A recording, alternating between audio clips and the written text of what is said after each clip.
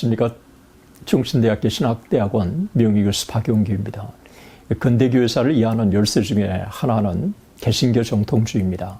개신교 정통주의는 개혁파 정통주의와 루터파 정통주의로 크게 대별해 볼 수가 있습니다. 개혁파 정통주의나 루터파 정통주의가 신학적인 발전에 지대한 공헌을 이룩한 것은 이루 말할 수 없습니다. 그런데 이 정통주의가 교리적인 강조 그리고 이론적인 측면에서의 지나치게 강조로 말미암아 사변적으로 흐르는 경향이 상당히 농후했습니다.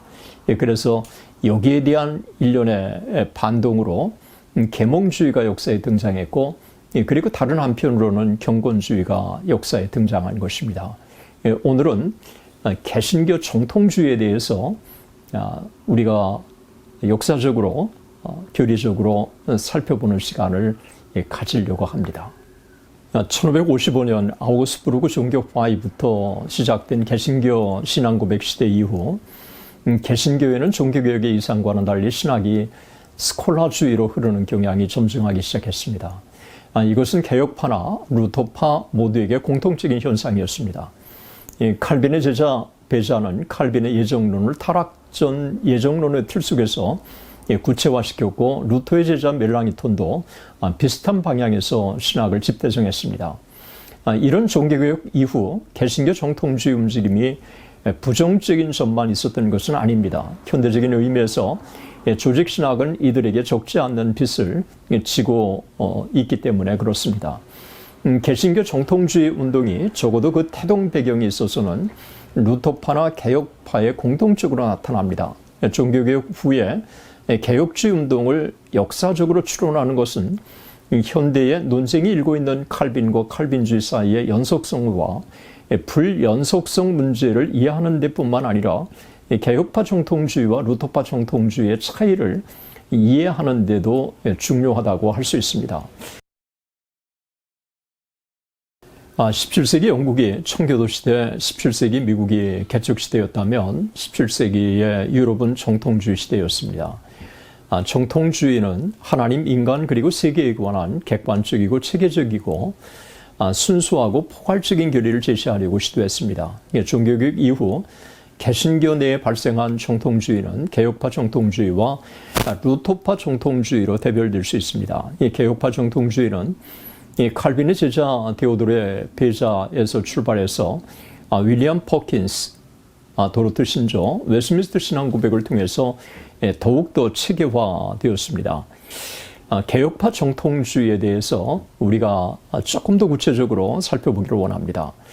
폭넓은 개혁주의 유산을 제시한 켈빈의 사상이 피터 베르밍글리, 제롬 잔키, 데오돌의 배자, 그리고 자카리아스 우리시누스 등을 거치면서 균형을 잃기 시작한 것입니다.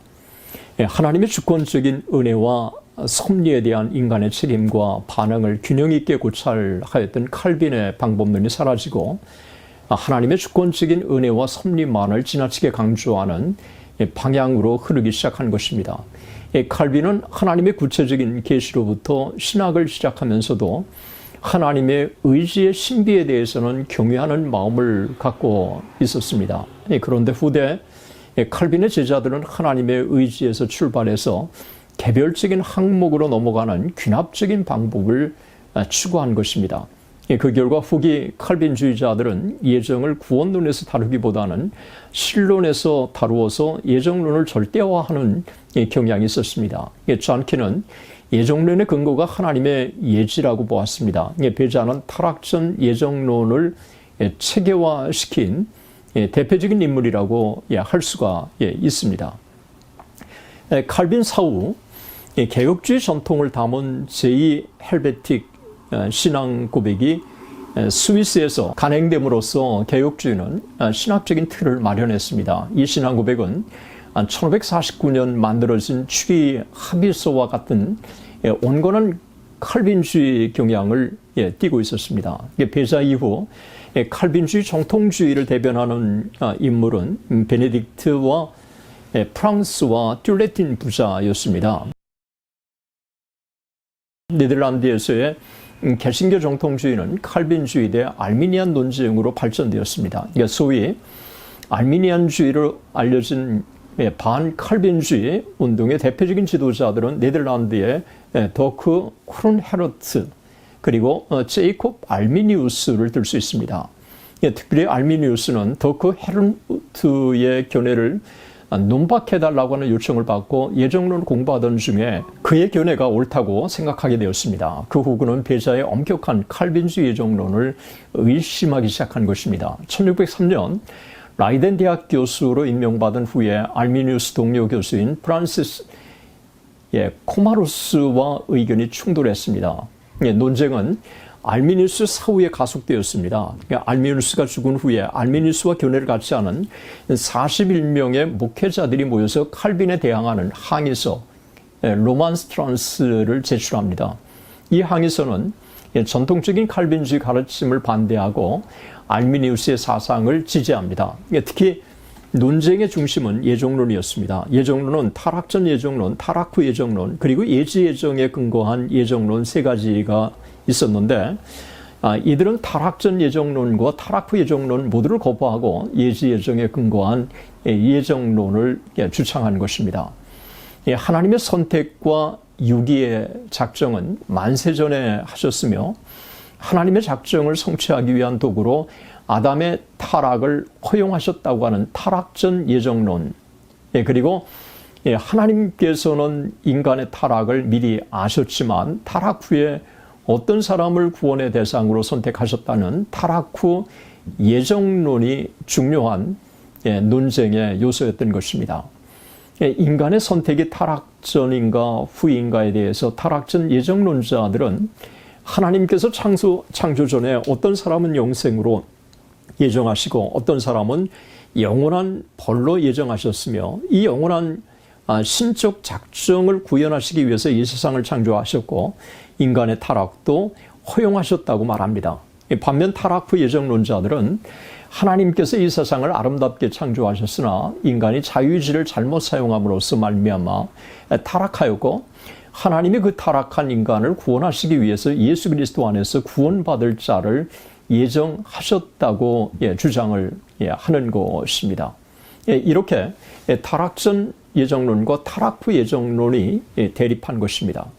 항의자들은 위 두 예정론을 반대하고 예지 예정에 근거한 예정론을 주장했습니다. 알미니우스는 무조건적인 선택 교리를 반대합니다. 제2항에서는 그리스도의 속죄가 택자만을 위한 것이 아니라 모든 사람 하나하나를 위한 것이라고 주장합니다. 항의서가 출간되자 상류층은 알미니우스의 입장을 지지하였고 농민층과 섬지방 어부들은 고마루스의 철저한 칼빈주의를 지지했습니다.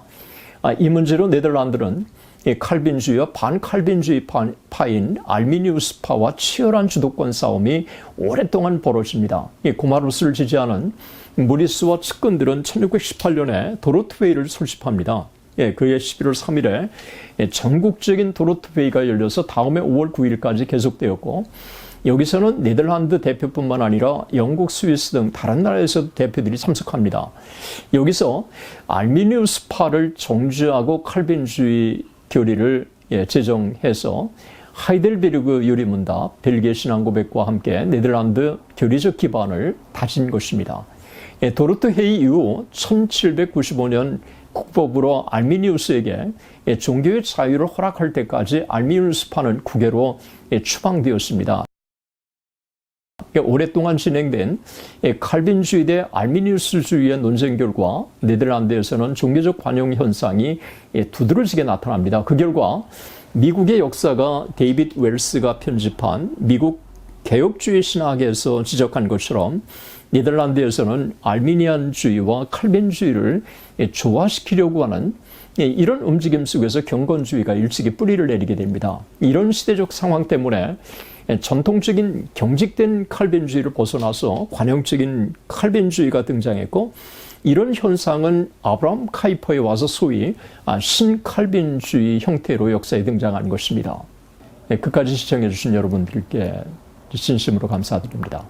하나님의 은혜가 여러분 모두 함께 하시기를 진심으로